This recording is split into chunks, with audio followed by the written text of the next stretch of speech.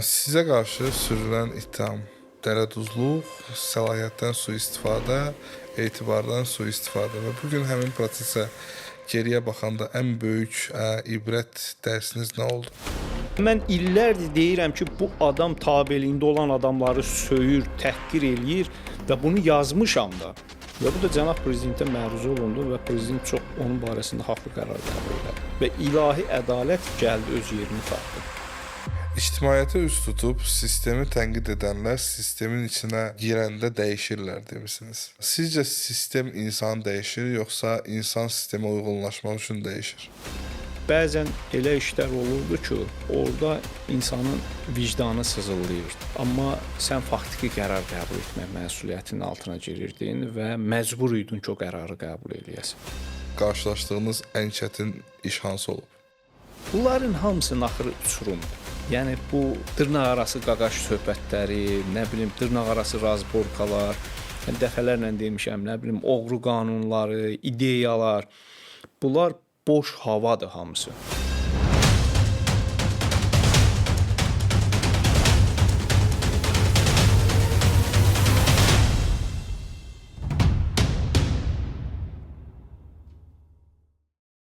Salam, mən Hüseyn Nağıyev təqdimatında üzləşməyə baxırsınız və bugünkü qonağım keçmiş müstəntiq, detektiv yazar. Salam, xoş gəlmisiniz. Hər vaxtınız xeyir. Özünüzü qısaca təqdim edin. Müşfiq Abbasov, uzun müddət prokurorluq orqanlarında mühüm işlər üzrə müstəntiq işləmişəm. Hazırda detektiv yazıçılığına məşğulam. İlk öncə aydınlaşdırmaq istəyirəm ki, ümumiyyətlə müstəntiq kimdir və hansı işlərdən məsuldur? Müstəntiq ibtidai istintaqa aparan şəxsdir. Adətən görürsən ki, amma müstəntiqlər arasında zarafatla belə deyirlər ki, müstəntiq fəhlədir. Yəni istəyir prokurorluqda, istəyir polisdə ən çox əziyyət çəkən şəxs, prosessual şəxs müstəntiqdir. Və müstəntiq cinayət prosessual məcəllənin tələblərinə uyğun olaraq cinayət işi başlayan, cinayət işinin istintaqına aparan, onu məhkəməyə göndərən, sübutlar kifayət etmədikdə cinayət işinin materiallarını xitam eləyən prosessual şəxsdir. Biz müstəntiq anlayışını bu cür qəbul edirik. Və necə oldu ki, müstəntiq oldunuz və bu proseslər təhsil, işə başlayana qədər olan mərhələ? Valla mən Tovuz rayonunun Əyublu kəndində orta məktəbi qurtarmışam. Orta məktəbin artıq 6-cı, 7-ci siniflərində mən qarşıma məqsəd qoymuşdum ki, mən prokurorluq işçisi olacam. Və bütün dərslərimi də, bütün əziyyətimi də bu istiqamətdə formalaşdırdım. Və qarşıma məqsəd qoydum ki, mən prokurorluğun müstəntiq olacam. Və sonra Bakı Dövlət Universitetinin hüquq fakültəsinə daxil oldum. Oranı qırmızı diplomla qurtardım. Bakalavr, ardınca magistratura pilləsini və sonra prokurorluq orqanlarına keçirilən test imtahanında 600 nəfər imtahan verdik və onlardan 32 nəfər prokurorluğa qəbul olundu. Yəni 20 nəfərdən birini prokurorluq orqanlarına qəbul elətdilər. Neçənci il idi bu? 2005-ci ildə. 2005. Və həmin 32 nəfərdən biri də mən idim.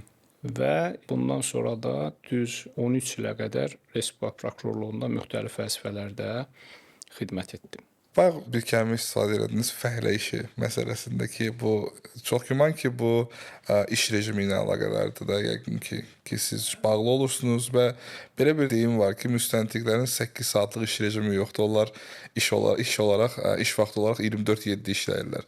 Və bilmək istəyirəm ki, bu peşə insan psixologiyasını necə dəyişir? Yəni sərtləşdirir, yoxsa laqeydləşdirir, yoxsa gücləndirir? Hansı insanın psixologiyasını hansı tərəfə aparır? Hüseyn müəllim, tamamilə haqlısınız. Yəni o qanundadır ki, müstəntiq 8 saat işləməlidir. Amma əslinə qalanda müstəntiq 24 saatın istənilən saatını işə cəlb oluna bilir və doğrudan da işləyir. Mənim yadıma gəlir, mən Tərtər hərbi prokurorluğunda işləyəndə bizim müstəntiqlərdən biri bəzən işdən sonra məscidə namaz qılmağa gedirdi. Orada da prokurorluqla məscid üzbəüz idi. Yolun bir tərəfi hərbi prokurorluğu idi, digər tərəfi məscid idi. Bu, ora namaz qılmağa gedən müstəntiqi bir neçə dəfə prokuror axtardı. Dedilər ki, bəs namaz qılmağa gedib işdən sonra. Axırda bir gün prokuror onun yanına çağırdı. Dedi, ya sən o binanı seç, Ya ya bu bu binanı. binanı seç. Yəni mahiyyət etibarilə, yəni müstəntiq istənilən vaxtı operativ şəkildə axtarılır. Onun telefonuna zəng çatmaması, onun hardasa özünə şəxsi zaman ayırması bu iş prosesindən sonra gəlir.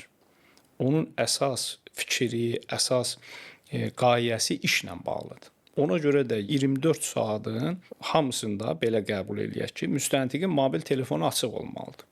Gecə, gündüz istənilən vaxt onu axtara bilirlər. Biz məsəl üçün mən özümü götürürəm ki, gecə saat 2-də, 3-də bir də gördün hadisə baş verirdi, növbətçi zəng eləyirdi ki, prokuror səni axtarır. Və sən dururdun, gedirdin prokurorluğa, hansısa bir ağır hadisə olub. Ola bilməzdi ki, prokuror kiməsə zəng eləsin, o mobil telefonuna zəng çatmasın. Bu müstəntiq ona görə də qəbul olunub ki, istintaq aparan şəxs müstəntiq hüquq mühafizə orqanlarının fəhləsidir. Yəni istənilən vaxtda onlar iş rejiminə cəlb olunurlar və onların doğrudan da işi çox ağırdır. Bəs Və psixologiya bu tərəfi? iş rejimi təbii ki, hüquq fakültəsinin tələbəsi istəyir prokurorluqda, istəyir polisdə, müstəntiq kimi işə başlayanda artıq o dərk eləyir ki, artıq partadan aralanıb və müstəqil bir işdir və burada çox ciddi məsuliyyət var. Və zamanla o başlayır möhkəmlənməyə. Təbii ki, ilk işə başlayanda cavan müstəntiqləri tənqid eləyəndə olur, ona yol göstərəndə olur, düz yol göstərəndə olur, əyri yol göstərəndə olur. Zamanla artıq peşəkarlıq müstəntiqdə formalaşır. Və müstəntiq qəbul eləyək ki, artıq işinin peşəkarı olanda artıq o həm də çox möhkəmlənir. Mənim məsəl üçün yadıma gəlir, biz 4 nəfər stajyor müstəntiq getmişdik Tərtərə. Bir neçə gündən sonra dedilər ki, bəs ermənilər bir nəfər əsgərimizi şəhid eləyib. Orada da qayda necə idi? Hətta erməni tərəfindən atəş açılıb şəhid olsa belə prokurorluq mütləq hadisə yerinə çıxırdı. Və cinayət işi qaldırılırdı ermənilərin barəsində. Bəzən də görürdün ki, erməni adınla əsgər məsəl üçün deyirdilər ki, qətlə yetirilib, amma çıxıb araşdıranda görürdün ki, bu özümüz tərəfindən olub bu hadisə və ya hansısa əsgərin əlində açılıb olub, bədbəxt hadisə. Ona görə də prokurorluq mütləq hadisə yerinə çıxır. Biz bir işə çıxdıq, bir neçə gün idi. Sonra morqa gəldik, meyit yarılan yerə və orada məsəl üçün meyitin yarılma prosesi başlayanda müstəntiqlərimizdən biri özünü çox pis hiss elədi və onu qolundan tutdular, çölə çıxartdılar. Amma bu proses davamlı olaraq getdiyinə görə bir müddətdən sonra artıq bu müstəntiq üçün bu meyit yarılma prosesi də adiləşir. Və mən buna deyərdim ki, bu laqeydlik deyil. Bu sadəcə olaraq dözümlükdür. Artıq onun əsəbləri də, onun iş prosesindən irəli gələrək artıq belə deyim ki, tam o işə köklənir və bu laqeydlik yox, dözümlüklə şərtlənir bu amil. Bəs sizcə cəmiyyətdə niyə müstəntiq və prokuror obrazı avtomatik olaraq qorxulu və haqsızlığın simvolu kimi qəbul olunur? Baxın, bu biraz da həmin orqanların öz günahıdır. Niyə mən deyirəm? Bu dəqiqə müstəntiq adı gələndə sanki cəmiyyətdə belə bir fikir formalaşdırılıb ki, burada ədalətsizlik baş verəcək. Realda isə elə deyil. Bu biraz da təbliğatla bağlı məsələdir. Bir faktı mən məsəl üçün izah eləyim sizə. Gəncədə bir hadisə olmuşdu bu yaxından. Bir 11-ci sinif şagirdinin ölməsi ilə bağlı. Hansı ki, binanın aşağısında o şagird tapıldı. Bu yaxınlarda. Və cəmiyyətdə çox böyük əks-səda doğurdu ki, bunu döyüb öldürüblər. Yadınıza gəlir bu hadisə. Və orada hadisə yerini müayinə etdikdən sonra hüquq mühafizə orqanlarında bir müddət sanki açıqlama vermədilər, durğunluq yarandı. Amma reallıqda hüquq mühafizə orqanları, o işi aparan müstəntiqlər bilirdilər ki, bu adam binadan düşmə nəticəsində bu xəsarət alıb. Amma bunu cəmiyyətə açıqlamırdılar. Çünki cəmiyyətdə həmin vaxtı var idi də, biraz jurnalistlərin falan insanların Bilirsiniz niyə yarandı? İlkin gündən birinci gündən açıqlama verilsəydi ki, bu binadan yıxılma və yaxud intihar faktıdır, cəmiyyət ona belə kəskin reaksiya verməyəcək. Bu bir müddət susqunluq yarandı. Müəyyən adamlar, dövləti sevməyən, polisi sevməyən adamlar başladılar bundan istifadə edib danışmağa. Və son nəticədə bu nəyə gətirib çıxardı? Valideyn narazılığına, kütlənin narazılığına, sosial şəbəkələrdə bunun müzakirəsinə. Buna adekvat, dərhal cavab, münasibət bildirilsəydi, bu təbii ki, bu hüquq mühafizə orqanlarına qarşı da hər hansı bir fikrin formalaşmasının qarşısını alacaqdı. İkinci bir məsələ. Biz müstəntiqləri niyə ədalətsiz insan kimi qəbul edirik?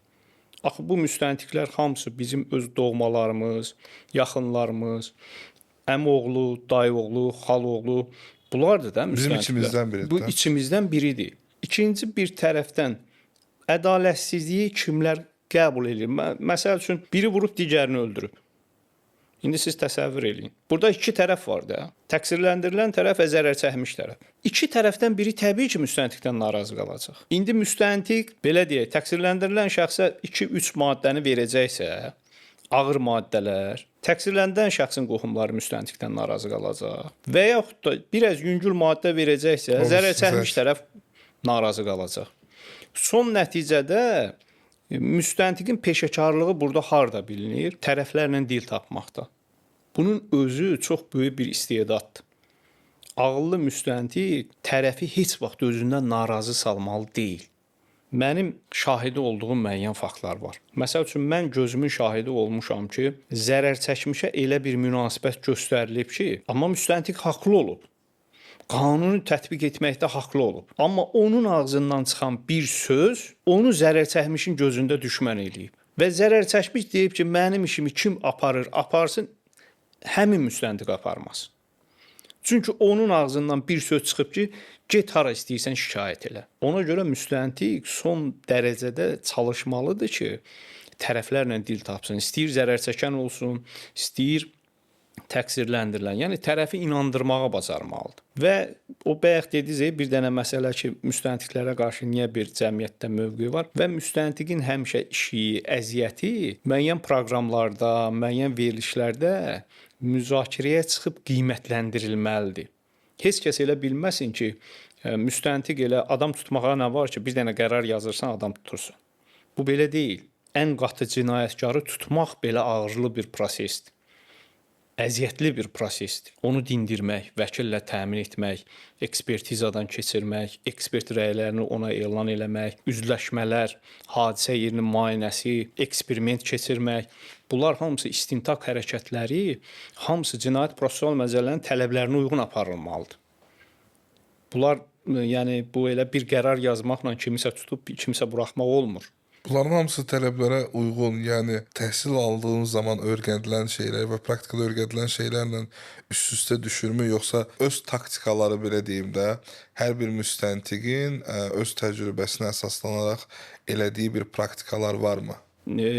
Burada hansı qanun çərçivəsində olur bunlar?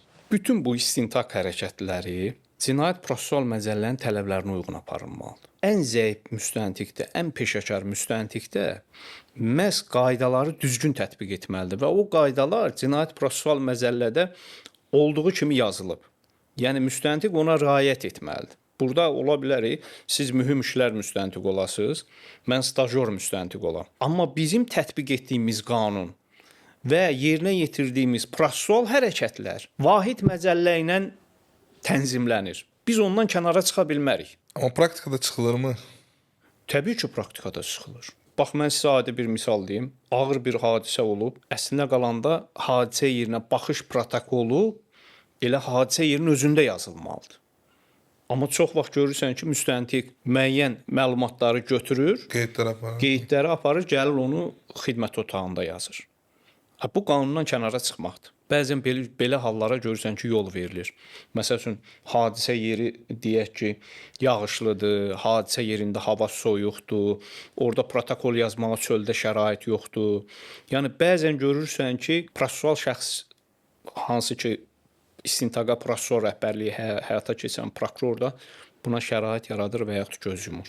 Əsas odur ki, işin mahiyyəti mahiyyətinə ziyan gəlməsin. Amma bəzən görürsən ki, prosessual pozuntulara yol verilir. Bugünkü cəmiyyətdə ən çox yayılan fikir müstəntiq hər şeyi əvvəlcədən bilir, sadəcə sənəddə onu sübut eləməyə çalışır. Bayaq dediyimiz bu Gəncə məsələsində də siz dediniz ki, onlar əvvəlcədən bilirdi, sadəcə susmuşdu. Bəs sizin təcrübənizdə bu nə qədər realdır? Yəni hüquq sistemində şəffaflıq azdır, yoxsa insanların gözləntiləri çoxdur? İnsanların gözləntiləri çoxdur. Müstəntiq əvvəlcədən heç nə edə bilmir. Təsəvvür edin ki, bağlı bir ölüm işidir, qətl baş verib. Müstəntiq əvvəlcədən necə bilsin ki, bunu kim öldürüb? Qismən prosesin bir neçə etapında artıq Bilirsiniz, müstəntiqdə müəyyən şübhələr ola bilər. Amma o şübhələrin olması hələ o demək deyil ki, elə cinayəti bu adam törədib. Mən bu haqda mətbuatda danışmışam. Qarant Holding şirkətinin departament müdürü vardı, Natavan xanım Əliyeva. O yaşadığı evdə öldürülmüşdü. O hadisə yerini mən hadisə yerinə gəlmişdik.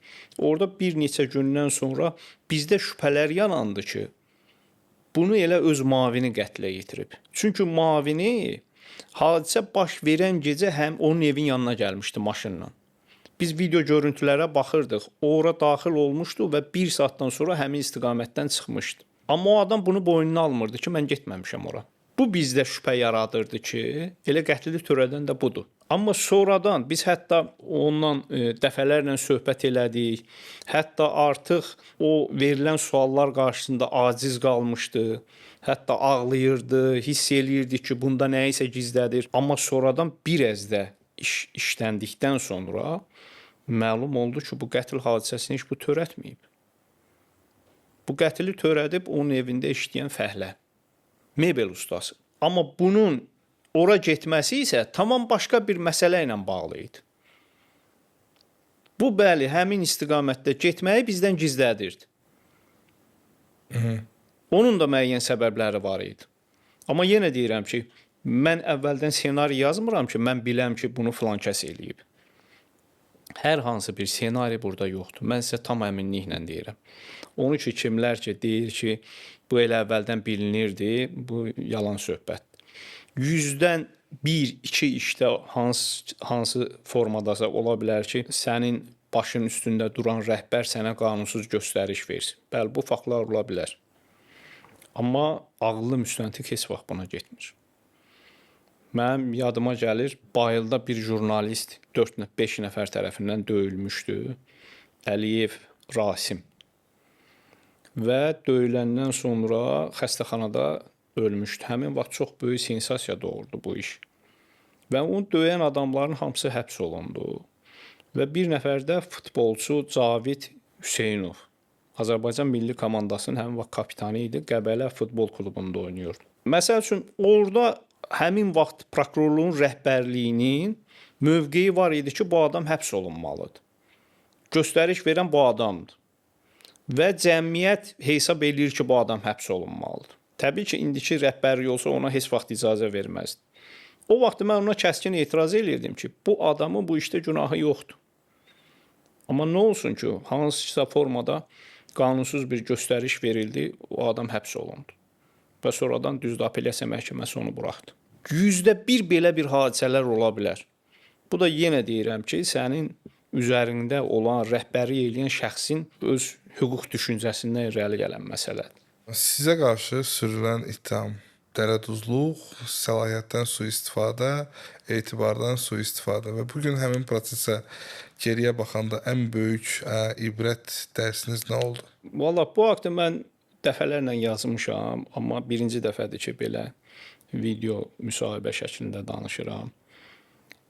Mənə qarşı olan haqsızlığı bütün hüquq mühafizə orqanları bildi. Respublika prokurorluğunun bütün müstəntiqləri, bütün prokurorlar, yəni bunlar hamısı bildi ki, bu bir nəfərin hansı ki, səlahiyyətdən sui-istifadə edən elə həmin şəxsin özü idi, keçmiş Bakı şəhər prokuroru və padşah qanunlarıyla idarə eləməklə bu adam çalışırdı ki, öz nüfuzunu qaldırsın. O da həmin vaxt Bakı şəhər prokuroruna təzə gəlmişdi. Bir məsələni mən sizə deyim ki, bütün müstəntiq, elə bir müstəntiq yoxdur ki, ondan kimsə şikayət eləməsin. Ümumiyyətlə dediğimiz- Azərbaycanda elə bir müstəntiq yoxdur ki, yəni onun karyerası ərzində ondan şikayət olmaz. Əgər məndən bir nəfər şikayət eləyibsə, hansısa formada bu ölkənin baş prokuroruna pişirdilmiş formada, qərəzli şəkildə məruzə olunursa, demək o məruzəni eləyən adam vicdansız adamdır. Demək o məruzəni eləyən adam o vəzifəyə layiq olmayan adamdır. Mən sizə tam səmimi deyirəm. Bakı şəhər prokuroru Əziz Seyidovun dövrü olsaydı, ümumiyyətlə orada heç baş prokurora nəyisə məruzə eləməyə ehtiyacı yox idi. Çünki adamlardan biri məndən şikayət eləmişdi və haqsız bir şikayət idi. Sadəcə olaraq Bakı şəhər prokuroru təzə gəldiyinə görə özünü prokurorluqda digərlərinə sübut eləmək üçün və qərəz nümayiş elətdirərək bu proseslərə getdi. Və düzdür, mən sonda Ali Məhkəmənin qərarı ilə bəraət aldım. Dövlət mənə kompensasiya ödədi, Maliyyə Nazirliyi. Amma mənim prokurorluq karyeramın qarşısını aldı. Bu gün də yenə deyirəm ki, ilahi ədalət var. O insan özü də bir neçə gün bundan qabaq cənab prezidentin sərəncamı ilə tutduğu vəzifədən azad olundu. Və mən illərdir deyirəm ki, bu adam tabeliyində olan adamları söyür, təhqir eləyir və bunu yazmışam da. Bu gün də məlum oldu ki, o işlədiyi digər orqanda da həmin tədbirləri həyata keçirib, kimlərisə söyüb, təhqir eləyib və bu da cənab prezidentə məruzə olundu və prezident çox onun barəsində haqlı qərar qəbul elədi. Və ilahi ədalət gəldi öz yerini tapdı. Bəs bəraət qazandınızsa, əgər bu ittihamlar ləğv olundusa və sizin haqqınızda təmizdir, niyə qayıtmağı düşünmədiniz? Yoxsa bu proses olaraq mümkün deyil? Həm o proses biraz çətin prosesdir. İkincisi də mən sizə tam səmimi deyim, mən artıq yazıçı kimi fəaliyyət göstərirəm və indən sonra mən bir daha o orqanda işləmək istəmirəm. Düzdür, mənim prokurorluq orqanlarına çox böyük hörmətim var. Orada mənim dostlarım var. Cənab Baş prokuror Kamran Əliyev hətta o vaxt Korrupsiya qarşı mübarizə idarəsinin rəhbəri olanda mənim başıma gətiriləni o özü çox yaxşı bilirdi. Və sadəcə olaraq onun da imkanları həmin vaxtda məhdud idi. Amma bu gün mən məsəl üçün yenə deyirəm ki, yazıcı kimi mən özümü daha xoşbəxt hiss edirəm. Çünki bu gün mən azadam, müstəqiləm, öz fikirlərimi ifadə edə bilirəm və hesab edirəm ki, indi daha xoşbəxtəm. İnsan ömrü də neçə ildən ibarətdir? 60 il, 70 il. Artıq mən o belə deyim də o istintaq aparmaq dövrümü artıq yaşamışam. İndən sonra istəyirəm ki, biraz sərbəst olum. Bu məsələlərin axırında ibrət aldığınız nə oldu? Nələri öyrəndiniz bu prosesin sonunda? Valla mən oradan ibrət aldığım, yenə deyirəm ki, mən nə eləmişdimsə, hesab edirəm ki, düz elədim və bunu yenə deyirəm ki, prokurorluqda hamı bilir ki, haqsızlıq mənə qarşı oldu. İbrət aldığım bir məsələ oldu ki, sadəcə dostumu, düşmənimi daha yaxından tanıdım. Mən hətta belə deyim ki, ən yaxın iş yoldaşlarım, bildiyim adamlar gördüm ki, necə riyakarcasına bu məsələdə hərəkətlər elədilər. Yəni belə deyim də, qorxularından söhbət tək bilirsiniz, var qorxmaq, var yaltaqlanmaq. Bunların arasında fərq bilirsiniz nədir? Bəzən görürsən ki, elə yerdə rəhbər adam işləyir ki, onun nə savadı olur, nə qabiliyyəti olur. Amma ətrafında yaltaqlar olur. Yəni onun gördüyü işə hamı yalandan bəhbəh deyir. Və bu adamın özünün savadı, qabiliyyəti olmadığına görə o cür yaltaqları sevir və hesab eləyir ki, bu hər şeydə düzdür və hər şeydə haqlıdır. Bax, biz sadəcə olaraq həqiqəti qəbul eləmək istəmirik ki, əslində bu adamın başı boşdur və yanındakılar da yaltaqdır. Bu məsələnin mahiyyəti budur. Sizin müstəntiq çalışdığınız dövrdə sizin üçün ən çətin nə idi? Cinayətin özünü araşdırmaq, yoxsa hadisənin arxasında olan insanların psixologiyasını anlamaq və indiyədək qarşılaşdığınız ən çətin iş hansı olub? Birincisi müstəntiq cinayət faktını araşdırmalıdır. Yəni o belə deyək də, cinayətkarı tapandan sonra artıq onun psixoloji tərəflərini araşdırır. Bax, bütün ölüm işlərində qatil aşkar olunub, həbs olunduqdan sonra ekspertizalar təyin olunur. Psixoloji və psixiatrik ekspertiza. Bu zaman o cinayətkarın orta məktəbdən tutmuş, universitet illərindən tutmuş, keçdiyi yol təhlil olunur. Onun qonşularına olan münasibəti, tələbə yoldaşlarından olan münasibəti və bunlar ifadələrlə bu məlumatlar toplanır və məhkəmə psixoloji ekspertizasına təqdim olunur. Bu artıq onun psixologiyasına müstəntiq tərəfindən verilən qiymətdir. Hansı ki, o ekspertizanın rəyini o götürür, əldə edir və cinayət işi materiallarına təqdim edir. Və bütün cinayət faktı araşdırılıb iş məhkəməyə göndəriləndə müstəntiq sonunda təqdimat yazır. Cinayətin baş verməsinə gətirib çıxaran səbəb və şəraitin aradan qaldırılması haqqında. Tutaq ki, hərbi prokurorluğun müstəntiqi hansısa zabitin işini göndərib məhkəməyə. Tutaq ki, bu zabit vəzifə səlahiyyətindən sui-istifadə edib və ya tabe eləyində olan əsgərləri döyüb. Bu cinayət işinə hüquqi qiymət verilib, ittiham aktı məhkəməyə göndərilən ərəfədə hərbi hissə rəhbərliyinə təqdimat verilir. Cinayətin baş verməsinə gətirib çıxan səbəb və şəraitin aradan qaldırılması haqqında. Ki, bu təkrarlanmasın. Əlbəttə ki, bu təkrarlanmasın. Və burada həm də təbii ki, o cinayətkarın psixoloji durumu, onun keçdiyi yol, bunlar hamısı ona gətirib çıxardan o şərait, həmin mühitin aradan qaldırılması, bunlar hamısı o təqdimatda yazılır. Və bizim üçün də ən birinci müstəntiq üçün psixologiyasından, cinayətkarın psixologiyasından daha çox cinayətin nəticəsinə verilən hüquqi qiymət əsasdır. Müstəntiq, yenə deyirəm ki, psixoloq deyil ki, ona psixoloji cəhətdən yanaşsın. Onun əsas vəzifəsi psixoloji ekspertiza təyin edib, psixoloji ekspertizanın rəyini almaqdır. Amma müstəntiq psixoloq deyil ki.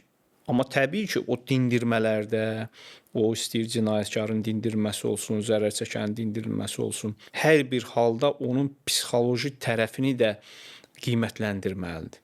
Təcrübə ilə bunu əldə eləyir də istər-istəməz. 100%. Bu şeylər hamısı təcrübə ilə əldə olunur. Bu nəzəriyyə ilə əldə oluna bilməz axı. Nəzəriyyə ilə hansı qanunu tətbiq etmək lazımdır? Hansı qanunu hansı məzəllədə axtarmaq lazımdır? Hansı maddə məzəllənin hansı hissəsindədir? Nəzəriyyə sənə bunları öyrədir. Amma praktika tamamilə o nəzəriyyə üzərində formalaşan və sənə yenə deyirəm ki, o işi başa çatdırmağa kömək edən amil, bunlar hamısı praktikadır. Və o işi nə cür başa çatdıracaqsan, hansı peşəkarlıqla başa çatdıracaqsan, bunlar hamısı praktikada formalaşır. Amma yenə deyirəm ki, o əsas o bazis nəzəriyyədir. Praktika üst qurumdur. Qarşılaşdığınız ən çətin iş hansı olub? Çətin işlər təbii ki, çox olub. Ən çətini adlandıra biləcəyiniz? Ən çətin adlandıra biləcəyim bəzən elə işlər olurdu ki, orada insanın vicdanı sızıldayırdı. Amma sən faktiki qərar qəbul etmək məsuliyyətinin altına girirdin və məcbur idin ki, o qərarı qəbul eləyəsən. Belə işlər necə olurdu? Məsəl üçün, siz təsəvvür eləyin ki, postumuz yerləşir hansısa bir dağın başında. Orada nə elektrik var, nə belə deyək, şərait var. Təbii ki, mən sizə bir 15-20 il bundan qabaqki vəziyyəti izah etmək istəyirəm. Və bəzən görürdün ki, postda duran komandir, tağım komandiri əsgərə göstəriş verirdi ki, məsəl üçün, gedin meşənin odununu qırın, gətirin. Ağaçları kəsin, gətirin, posta yandırırdı. Və yaxud da görürdün ki, əsgərlərə axı maaş verilir. Hə. Aylıq, tutaq ki, 15-20 manat. Və bu başlayırdı, məsəl üçün, əsgərlərin pulunu yığırdı Hətta öz maaşından da qoyurdu ora. Post remont eləyirdi. Həm sement alırdı, ora taxta alırdı, nə bilim hansısa bir istilik özündən məsələn peç alırdı və məlum olanda ki, bunları əsgərlərin pulundan eləyib, ona cinayət işi qaldırılırdı. Cinayət Məcəlləsinin 341-ci maddəsi.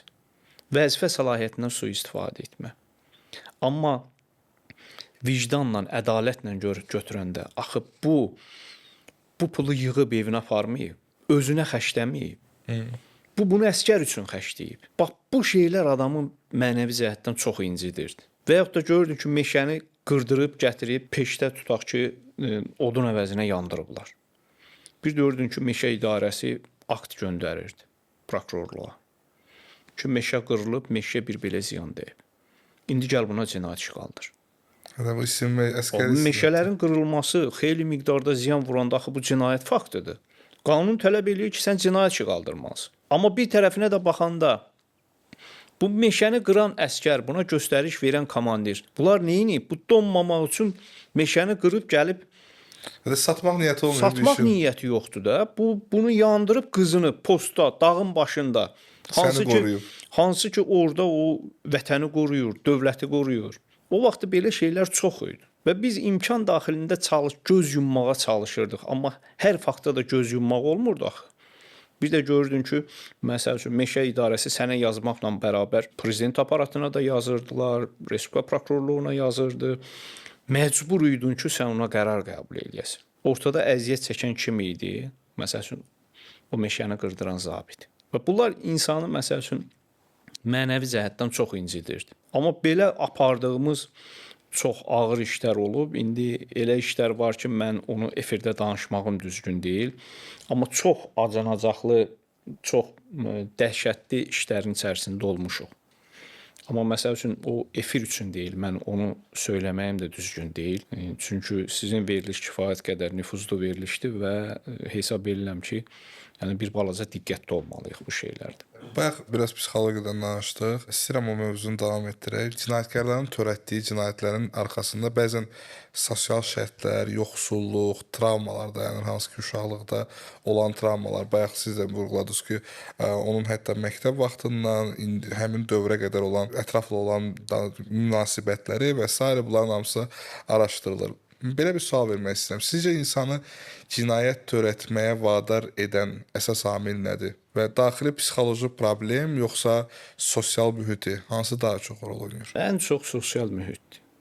Bütün cinayətləri təhlil eləyəndə iki qrupa ayırmaq olar da cinayətləri. Biri sosial məsələdir, maddi tələbatdır. Bax, bütün iqtisadi, mülkiyyət əleyhinə olan cinayətləri götürək. Oğurluq, quldurluq, dələduzluq, hədə-qorxu ilə tələb etmə, mənimsəmə, bunlar hamısı iqtisadi maraqlardan irəli gələn cinayətlərdir. Yəni, insanın varlanmaq istəmək həvəsi, dolanışığı, bu cinayətlərə gətirib çıxaran amillərdən biri budur. Digəri isə psixoloji, indi elə cinayətlər var ki, mənim məsəl üçün praktikamda bir dənəsi olmuşdu, sizə danışım. Bu hadisə Nardaranda baş vermişdi. Demək, gənc oğlanlardan biri bunun sevdiyi qızla, başqa bir oğlan bu qızla hansısa münasibəti olub, bunu da bu oğlan bilib, sonra bunlar telefonda danışıblar, bir-birini görüşə çağırıblar. Görüş yeri hara olub? Nardaran. Bu da gedib bir dostuna deyib bu məsələni ki, bəs qız üstündə söhbətə gedirik, bəs sən də gəl mənimlə.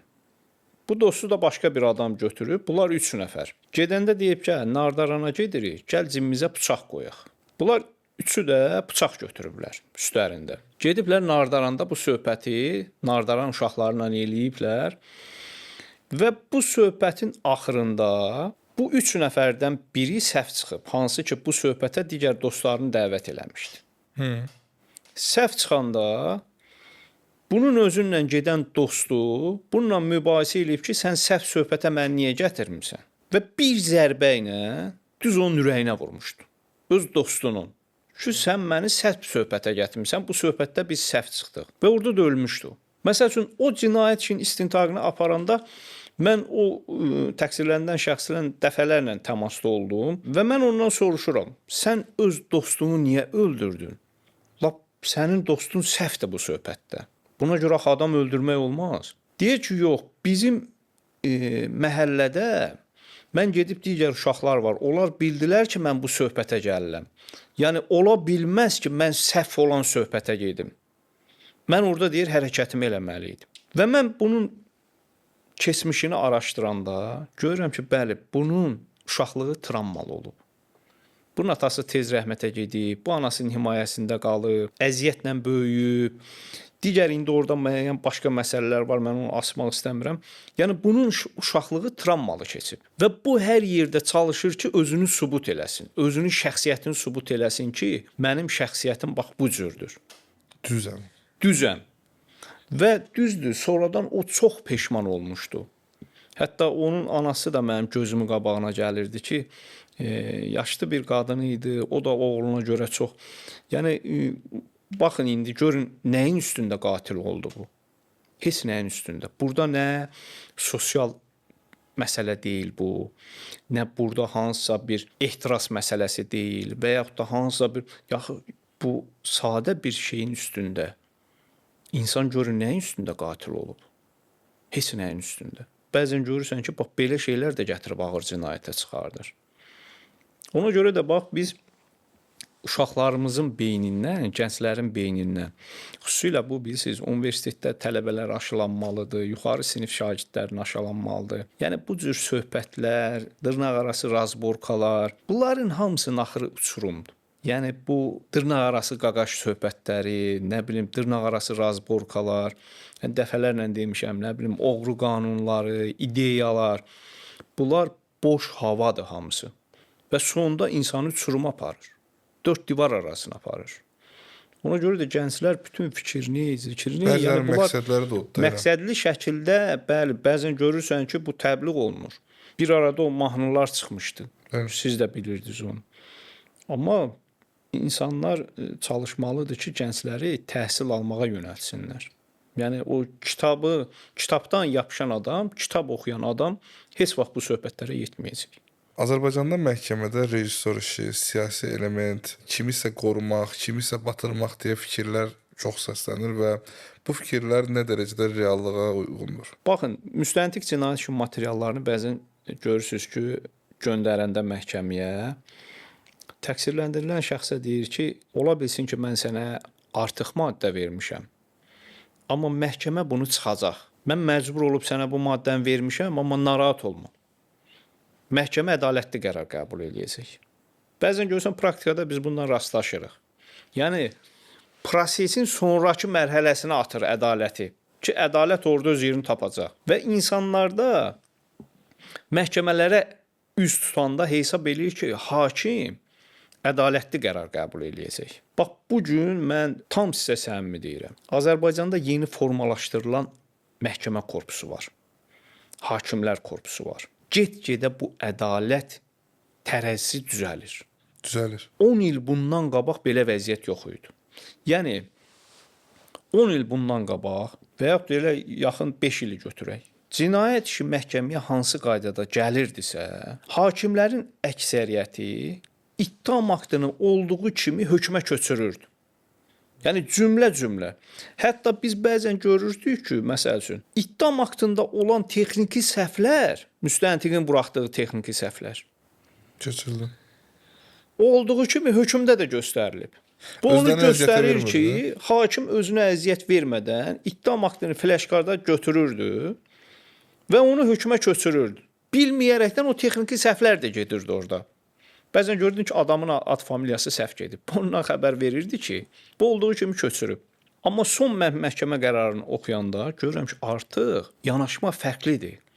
Artıq ittiham aktında olduğu kimi yazılmır. Artıq hakimlərin konkret işə mövqeyi var. Bəzən görürsən ki, bir sübut digərini təkzib eləyir. Hakim buna qiymət verməlidir. İşdə həm bəraət verici sübut var, həm ittiham edici sübut var. Əgər sən ittiham hökmü çıxardırsansa, bəraət verici sübutu inkar edən dəlilləri göstərməlisən. Mən niyə bəraət vermirəm və bu sübutu qəbul eləmirəm, bəraət verici sübutu? Siz onun üstündən keçə bilməzsiniz. Hakim ona qiymət verməlidir ki, bax bu sübutu mən ona görə sübutlar siyahısından çıxardıram və ya bu sübut digər bu sübutlarla təkzib olunur. Amma əvvəl belə idi ki, heç o sübuta qiymət vermirdilər. Elə ittiham nə gəlib onunla da hökm çıxardırdılar. Amma mən sizə tam səmimi deyirəm ki, məhkəmədə hansısa ssenari ki, indi görürük də, bəzən görürsünüz ki, nə qədər bəraətlər olur. Hakimlərdə təbii ki, müstəqillik, mənim indi hakim dostlarım var. Mən məsəl üçün onlardan soruşuram, deyir, məsəl üçün məhkəmənin sədri, ümumiyyətlə mən tərəfdarıyam ki, məhkəmədə sədr vəzifəsi ləğv olunmalıdır. Və işlər hakimlər tərəfindən sədrə məruz olunmalı deyil. Hakim, məhkəmələr və hakimlər haqqında qanun var. Azərbaycan Respublikasının konstitusiyası var. Hakim qərar qəbul edəndə müstəqil olmalıdır. Hakim əgər gedir işi məhkəmə sədrinə məruz eləyirsə və o sədr hansısa formada işə müdaxilə eləyirsə, demək hakimin müstəqilliyi şübhə altına alınıb. Ona görə də sədr vəzifəsi yox, hansısa bir vəzifə olmalıdır ki, o işlər gələndə o işləri bölüşdürsün, onunla da vəzifəsi başa çatsın. Hətta ABŞ-da bildiyim qədərilə məhkəmələrdə insanlar var, hansı ki seçilir cəmiyyətə, O antlı iclasçılardır. Bizdə də qanunda var idi. Antlı 12 nəfər iclasçı olurdu və onlar hakimlə bərabər rəy verirdi. təqsirlənən şəxsi dinləyirdilər, onların da rəyi nəzərə alınırdı. Amma sonra bizdə o qanunda o antlı iclasçılar məsələsi ləğv olundu.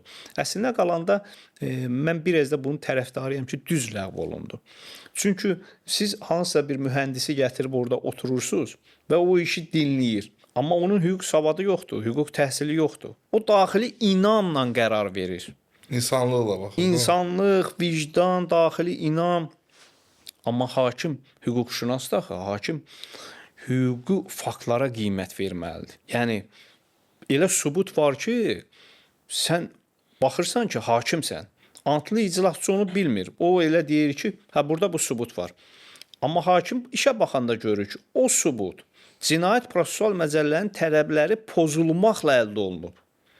Demək nədir o sübut? Etibarsızdır. Bunu hüquqşünas olan hakim bilir, amma antlı iclasçı onu bilmir. Ona görə yenə deyirəm ki, zamanla mən hesab edirəm ki, məhkəmə sədri institutu da ləğv olunacaq. Çünki bu dəqiqə hakimlərin müstəqilliyinə yeganə xələl gətirən institut məhkəmə sədri institutudur. Hansı ki, hakimlər bütün işləri onlara məruz eləyir. Bax, bu institut ortadan qaldırılmalıdır. Hakim onda tam müstəqil olacaq. İctimaiyyətə üst tutub sistemi tənqid edənlər sistemin içinə girəndə dəyişirlər demisiniz. Sizcə sistem insan dəyişir, yoxsa insan sistemə uyğunlaşmaq üçün dəyişir? Əslində qalanda mən onu elə demişəm ki, baxın, tutaq ki, kimsə müstəntiqi tənqid eləyir. Amma o gedib hüquq fakültəsinə qəbul olub, gəlib özü müstəntiq işləyəndə görür ki, bu haqsız tənqid olub və sizin tabeliyinizdə rayon prokurorluğu müstəntiqləri var. Bu prokurorluqda məsəl üçün sistem belə qurulub ki, yuxarı prokurorun göstərişi aşağı prokuror üçün və müstəntiqlər üçün məcburidir. Bunu qanun tələb eləyir. Bax, bu sistemi formalaşdırıb. Siz indi təsəvvür eləyin ki, bu sistemdən xəbərsizsiniz. Siz kənardan bu sistemi tənqid eləyirsiniz. Amma bu sistemi nə prokuror qurmayıb, nə müstəntiq qurmayıb. Bu sistem qanunla qurulub. Və sizin hüquqi savadınız olmadan o sistemi tənqid eləməyiniz, tutaq ki, indi orada da prokuror müstəntiqinə göstəriş verir də. Amma təəssüf edirəm ki, bu dəqiqə bizim göstərişlərin 99% şifahidir.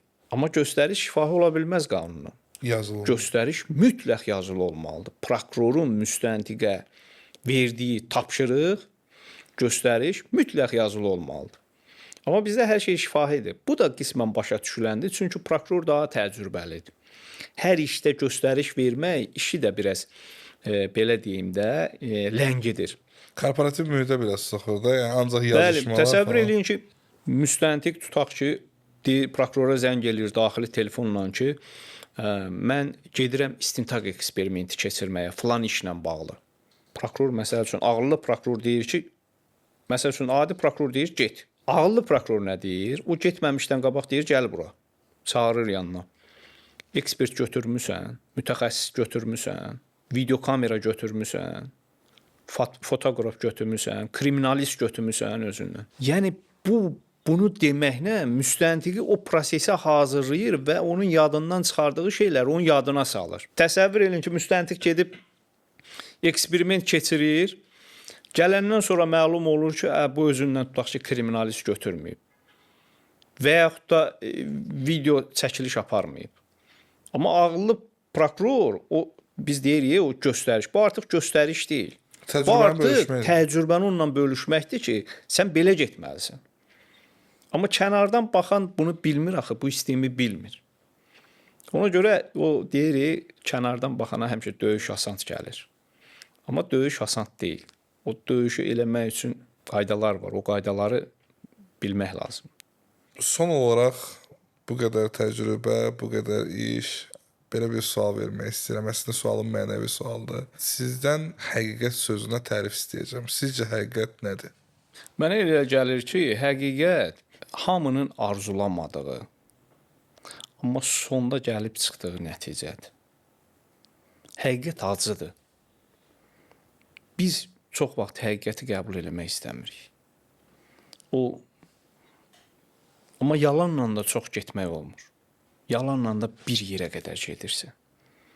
İstintaqda da belədir, məhkəmədə də belədir.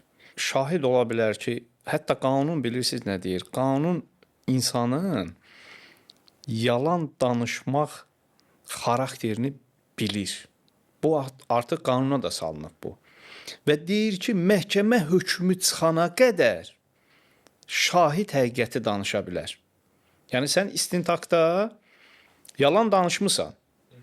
Amma qanun sənə imkan yaradır ki, məhkəmə hökmü çıxana qədər gəl həqiqəti məhkəmədə denən. Mən sənin o ifadəni nəzərə alacağam. Hətta görürsünüzmü? Qanunda da bu var. Sonda insan həqiqətə gəlib çıxır. Yenə deyirəm ki, bu hamının arzulamadığı, hamının istəmədiyi, hamının qəbul etmədiyi, hamının qaçdığı bir anlayışdır. Amma sonda gəlib çıxdığımız nəticədir. Çox sağ olun gəldiniz. Çox sağ olun bizimlə bildiklərinizi, təcrübələrinizi bölüşdünüz. Gələcək həyatınızda, karyeranızda bol-bol uğur arzu edirəm sizə. Mən təşəkkür edirəm sizə. Vaxt ayırdınız, zaman ayırdınız. Minnətdaram və sizə də uğurlar arzulayıram. Təşəkkür edirəm. Çox sağ olun. Sağ olun. Bu videonun da sonuna gəldik. Üzləşməyə baxırdınız. Gələcək bölümlərimizdə qonaq qismində kimləri görmək istəyirsinizsə, şərh bölməsində qeyd edə bilərsiniz. Kanalımıza abunə olmağı, videonu like etməyi və dostlarınıza paylaşmağı unutmayın. Özünüzə və üzünüzə yaxşı baxın.